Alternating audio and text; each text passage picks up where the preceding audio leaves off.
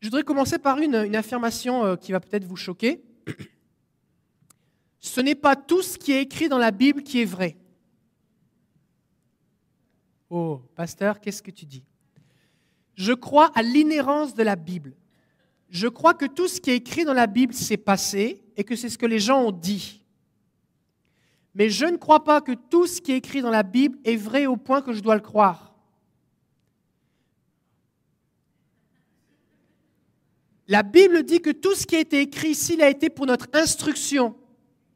Mais je ne crois pas que tout ce qui s'est passé dans la Bible est un modèle que je dois suivre.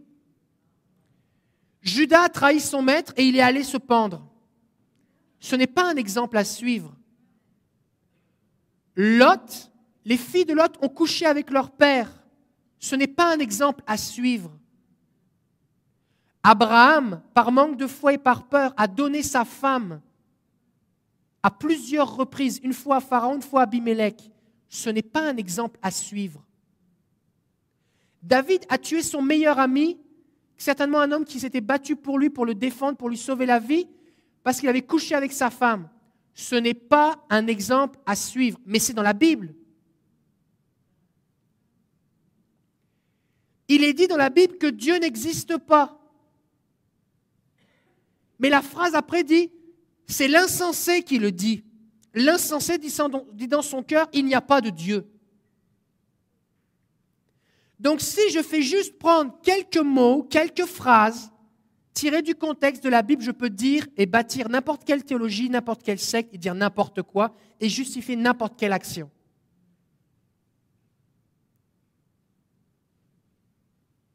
Des gens ont fait des tas de choses stupides dans la Bible. Saül a voulu tuer son fils Jonathan parce qu'il avait remporté la victoire, tout ça parce qu'il avait mangé du miel dans la forêt. Et il était prêt à tuer son fils.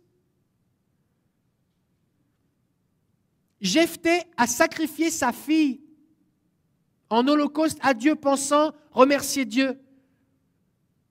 Des gens dans la Bible ont fait des trucs, Dieu va dire, ça ne m'était même pas venu à l'idée qu'on puisse faire un truc pareil. Donc, si je veux avoir une bonne théologie, si je veux vivre les bonnes choses, je ne dois pas juste dire, c'est écrit dans la Bible, donc c'est vrai. C'est vrai que quelqu'un l'a dit et l'a fait, oui, mais je veux regarder un petit peu avant, un petit peu après. Parce que quand David a tué Uri parce qu'il voulait prendre sa femme, ça dit « cela déplut à l'Éternel ».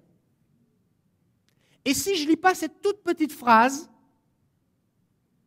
je peux juste utiliser ce chapitre comme un plan d'action, comment faire pour prendre la femme de ton voisin.